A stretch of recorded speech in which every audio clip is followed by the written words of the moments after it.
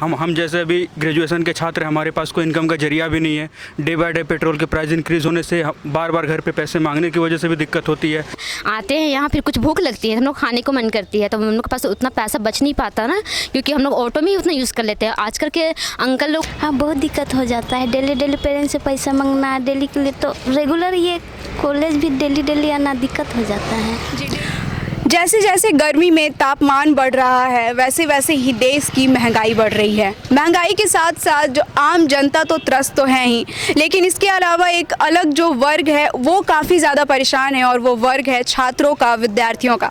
जी हाँ, नमस्कार, आप देख रहे हैं जनता संवाद और मैं पूर्वा आपके साथ। छात्र का जो एक वर्ग है वो महंगाई को लेकर एक अलग ही तरह से अफेक्टेड है, एक अलग ही तरह से कह सकें तो त्रस्त है। क्योंकि देखिए, एक तरह से एक जो स्टूडेंट्स होते हैं उनके पास साइड का कोई इनकम नहीं होता है, उनके पास इनकम का कोई ज़रिया नहीं होता है, वो पार्ट टाइम नहीं कर रहे होते हैं मोस्ट ऑफ दी जो स्टूडेंट्स होते हैं। साथ ही उन पर एक तो आप देख लीजिए पेरेंट्स का कितना प्रेशर होता है कि वो इतनी मुश्किल से अपने बच्चों को जो है कॉलेज पढ़ने के लिए भेजते हैं। उसके बाद जो है बच्चों का अगर डेली 40 रुपये, 50 रुपये, 60 रुपये ऑटो भाड़ा लगे, तो इस तरह से आप सोच लीजिए उनका महीने का कितना लगेगा और साल भर का वो कितना लगेगा। तो यदि एक पेरेंट्स जो हैं अगर ऑटो भाड़ा में ही छात्रों को अगर सालाना इतने पैसे अगर उनके चले जाएंगे, तो वो छात्र पढ़ेंगे कैसे, अपनी स्कूल फीस, अपना कॉलेज फ़ी कैसे भरेंगे, बाकी जो मटेरियल है स्टडी की बुक्स वगैरह वो सब कैसे मतलब जो खर्च करेंगे। तो इसी पर हम लोग चाह रहे थे कि आज हम लोग एक बार स्टूडेंट्स से थोड़ा बात करें और उनसे थोड़ा जानें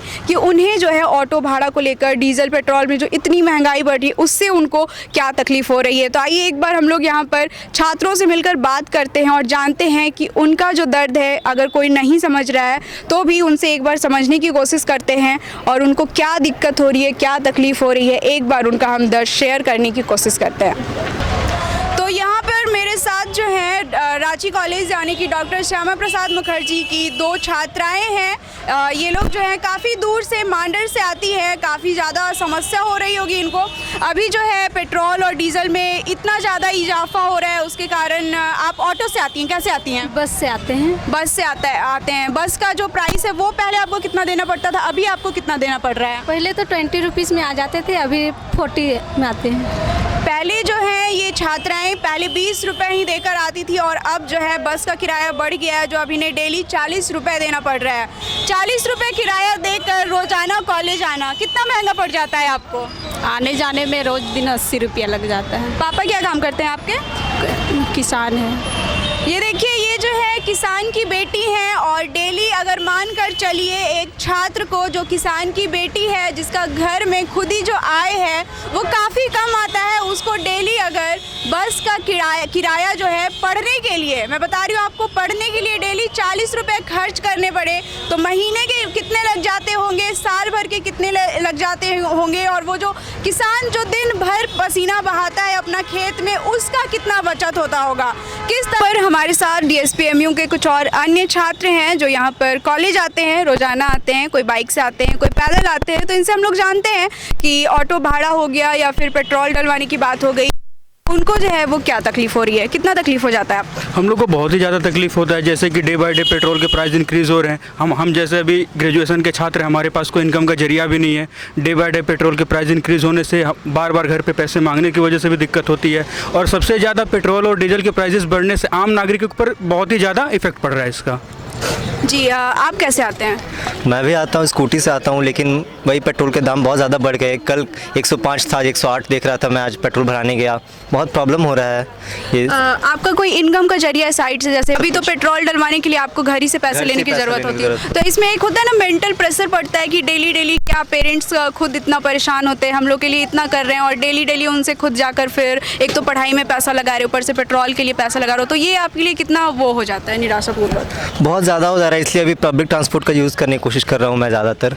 जी, यहाँ पर पब्लिक ट्रांसपोर्ट का जो स्टूडेंट्स है वो यूज़ करें, लेकिन पब्लिक ट्रांसपोर्ट की भी बात करें तो यहाँ पर पब्लिक ट्रांसपोर्ट में भी ऑटो का जो भाड़ा वगैरह पहले जैसे 10 रुपये लगता था, अब काफ़ी ज़्यादा इजाफा हो गया। जैसा कि हमने आपको पहले बताया, स्टूडेंट्स 40 रुपये, 80 रुपये भाड़ा देकर दूर से आ रहे हैं। आपको कितना तकलीफ़ हो रहा है? मेरा तो आने का जो कॉलेज आने का है वो ऑटो से आते हैं, लेकिन पहले के अपेक्षा जो भाड़ा या किराया है जो भी है वो दुगना तिगुना हो चुका है।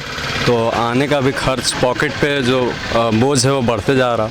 जी दिक्कत तो है। तो बीइंग एज ए स्टूडेंट अगर आपको सरकार से कुछ बोलना हो कि इतनी महंगाई को लेकर कि सारे लोग जो है मतलब महंगाई को लेकर सब्जी का दाम सब बढ़ गया है, तो आम जनता जो है वो त्रस्त तो है, लेकिन जो एक हमारा एक अलग जो स्टूडेंट का वर्ग हो जाता है उस पर कोई ध्यान नहीं देती है कि उसको अलग से क्या समस्या हो रही है। कितने जो लोग हैं वो ये पेट्रोल में वृद्धि के कारण, ऑटो वगैरह देने के कारण रोज़ाना कॉलेज भी नहीं आ पाते। तो ऐसे में आप सरकार से क्या कहना चाहेंगे? हम सरकार से यही उम्मीद करते हैं कि जो भी टैक्सेस हैं उसके ऊपर उनको रिड्यूस किया जाए और पब्लिक के हित में और भी अच्छे कार्य किए जाएं।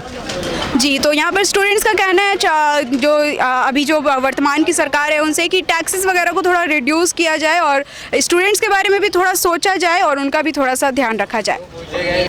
आधी दिक्कत तो हो रही है क्योंकि हम लोग डेली आना जाना करते हैं एंड बहुत दूर से आते हैं। इनफैक्ट हम लोग घर से आना जाना करते हो तो हम लोग को मॉर्निंग में बोलना पड़ता है कि मम्मी इतना पैसा दीजिए।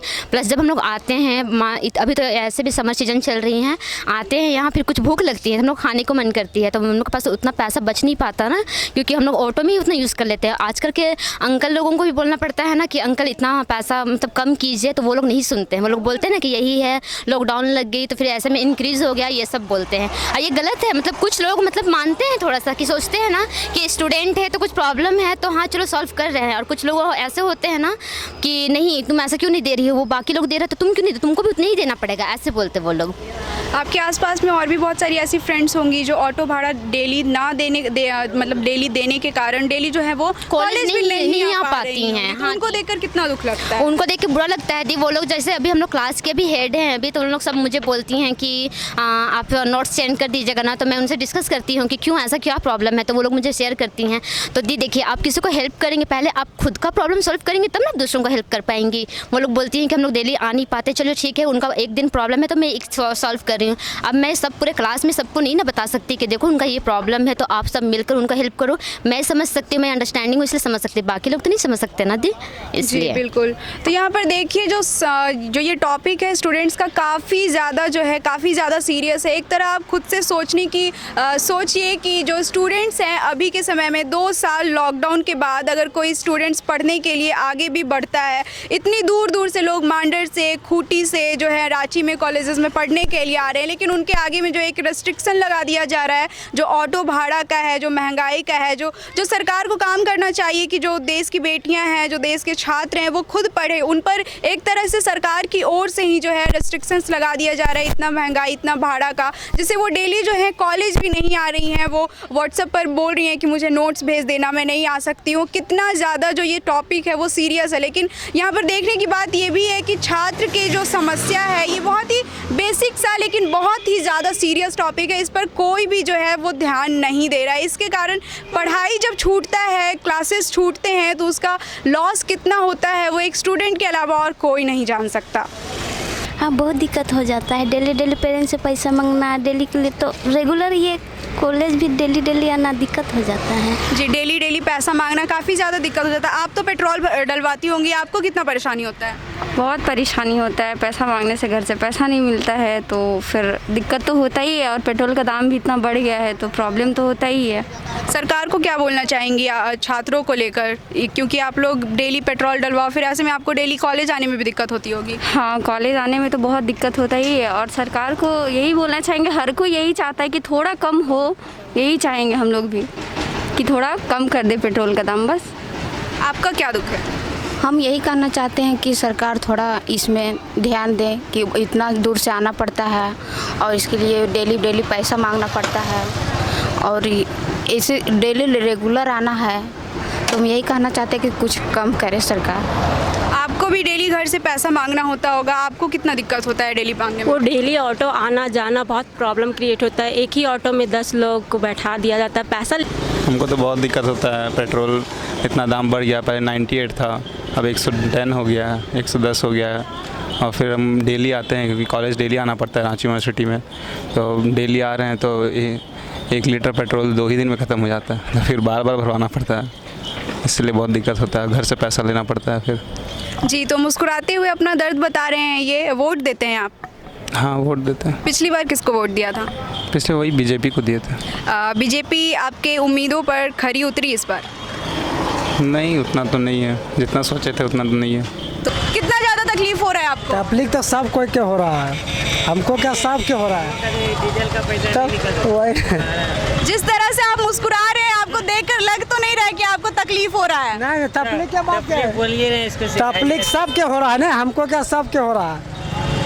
तो यहाँ पर देखिए, आपको जैसा हीरा जी का चेहरा दिख रहा होगा, मुस्कुराते हुए बड़ी प्रेम से कह रहे हैं तकलीफ जो है वो सबको हो रहा है। मतलब कि एक तरह से आप ही के लिए लाइन बना है कि क्या गम है जो छुपा रहे हो, क्यों इतना मुस्कुरा रहे हो? छुपाने क्या बात है, हम छुपाने क्या बात है, कोई छुपाने की बात नहीं है। कितना पेट्रोल लग जाता है आपका डेली? हमारा 500 का डेली लगता है पेट्रोल। 500 का डेली लगता है। और आज से करीबन 2-3 साल पहले कितने का लगता था? पहले तो 300 का लगता था। वोट किसको दिया था आपने?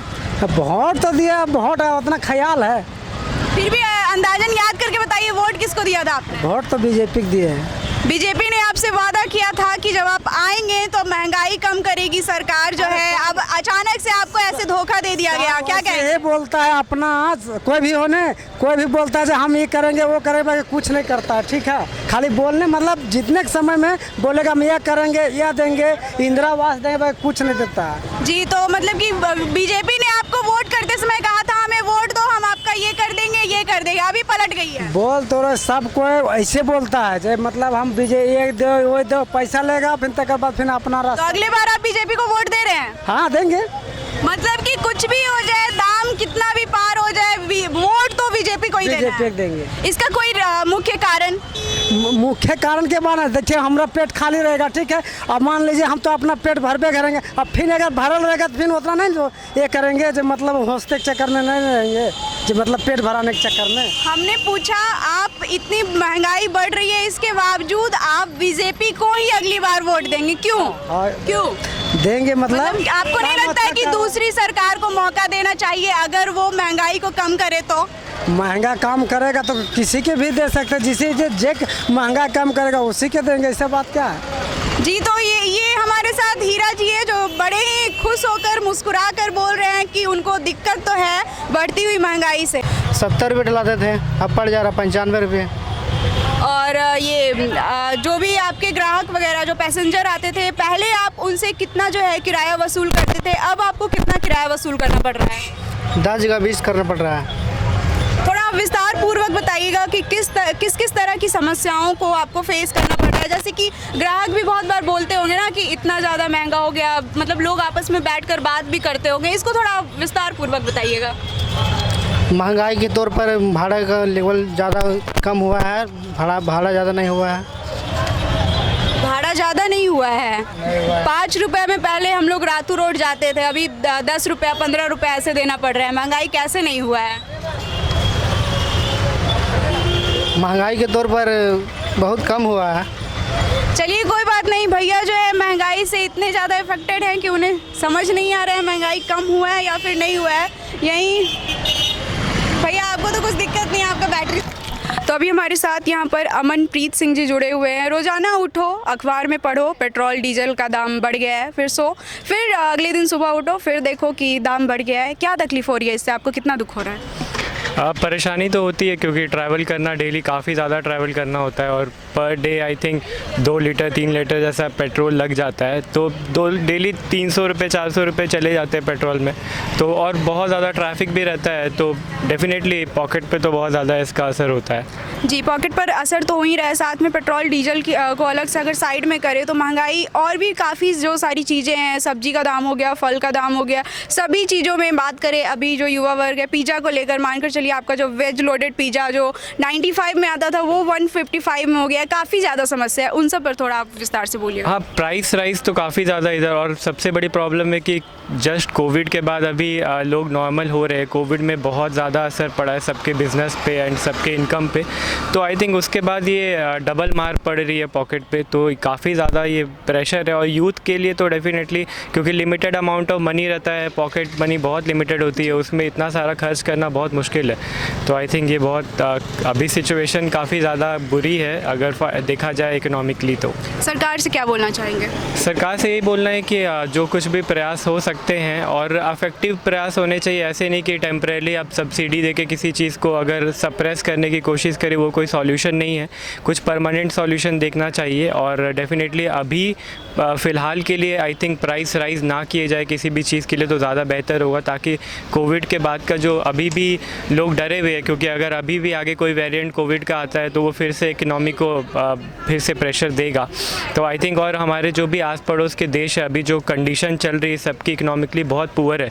तो एक तरीके से अभी ये अलार्मिंग सिचुएशन है हमारे लिए कि अगर अभी हम लोग अपनी इकोनॉमी को संभाल ले तो ज़्यादा बेहतर होगा। जी, अभी देश में एक मुद्दा चल रहा है, अगर जैसा जो अभी श्रीलंका में हाल चल रहा है, अगर इसी तरह से चलता रहा भारत का भी जो महंगाई है, तो वो दिन भी दूर नहीं रहेगा जब भारत में भी वैसा ही असर देखने को मिलेगा। लोग जो है CM आवास PM आवास का जो है घेराव करने लगेंगे। डेफिनेटली ये बहुत ही अलार्मिंग सिचुएशन है, क्योंकि आसपास के जो अभी देश है हमारे वो बहुत बुरी सिचुएशन से जा रहे हैं। हम लोग कंपैरेटिवली बहुत अच्छा कर रहे हैं इकनॉमी में, लेकिन फिर भी प्रेशर बहुत ज़्यादा है हमारे ऊपर। और आई थिंक सबसे बड़ी बात है कि ये बहुत बड़ा देश है। श्रीलंका और पाकिस्तान जैसे देश काफ़ी छोटे देश हैं। हमारे यहाँ गरीबी उनसे भी ज़्यादा है अगर देखी जाए, मतलब जो डेंस इलाके हैं वहाँ पे बहुत मुश्किल है वहाँ तक पहुँचा पाना हर सुविधा को। तो ये आई थिंक बहुत ज़रूरी है कि हम सबको मिल के भी इस पे प्रयास करना चाहिए। But I think normal public के हाथ में बहुत कम ऑप्शंस है अभी कि वो कुछ कर सके। तो अभी जितना कुछ भी हो सके सरकार को करना चाहिए। एंड आई थिंक एक कोऑर्डिनेशन होना चाहिए यूनियन पे, जो हमारी जो गवर्नमेंट है और जो स्टेट गवर्नमेंट है, दोनों को एक कोऑर्डिनेशन बना के काम करना चाहिए। क्योंकि अक्सर ऐसा होता है कि कोई भी मुद्दे पे बात करने से स्टेट गवर्नमेंट सेंट्रल गवर्नमेंट पे इल्ज़ाम लगाती है और सेंट्रल गवर्नमेंट स्टेट गवर्नमेंट पे इल्ज़ाम लगाती है, लेकिन जो पिस रहा है वो तो जो गरीब वर्ग है और जो मीडियम क्लास के जो लोग हैं, मिडिल क्लास के लोग हैं, वो उनके पे प्रेशर आ रहा है। तो आई थिंक ये इस चीज़ पे हल निकालना चाहिए। जी, यहाँ पर देखा किस तरह से जो राज्य सरकार है वो केंद्र सरकार पर जो है ब्लेम लगाती है, केंद्र सरकार राज्य सरकार पर ब्लेम लगाती है, और साथ ही बीच में टेम्पररी जो सब्सिडी लाया जाता है उस पर ना ध्यान देकर जो सरकार है उसको एक परमानेंट सॉल्यूशन की ओर ध्यान देना चाहिए। तो यहाँ पर हमने दिखाया, हमने बहुत सारे स्टूडेंट से बात की, बहुत सारे पैसेंजर से बात की, कितनी ज़्यादा दिक्कतें हो रही हैं। कोई किसान की बेटी है, कोई ट्रेन साइड से दूर से आ रही है, कोई साइकिल चला कर आ रहा है महंगाई के मारे। डेली स्टूडेंट्स का कहना है कि एक तरह से मेंटल जो है वो प्रेशर हो जाता है घर में डेली पैसा मांगना। एक तो पेरेंट्स जो हैं इतना मेहनत करके हमें पढ़ा रहे हैं, उसके बाद फिर डेली जो है ऑटो भाड़ा के लिए 40 रुपया, 80 रुपया, 100 रुपया देना काफ़ी ज़्यादा जो एक छात्र वर्ग है उनके लिए ये दिक्कत की बात हो जा रही है। लेकिन छात्रों पर जो ध्यान देने वाला है वो कोई भी नहीं है।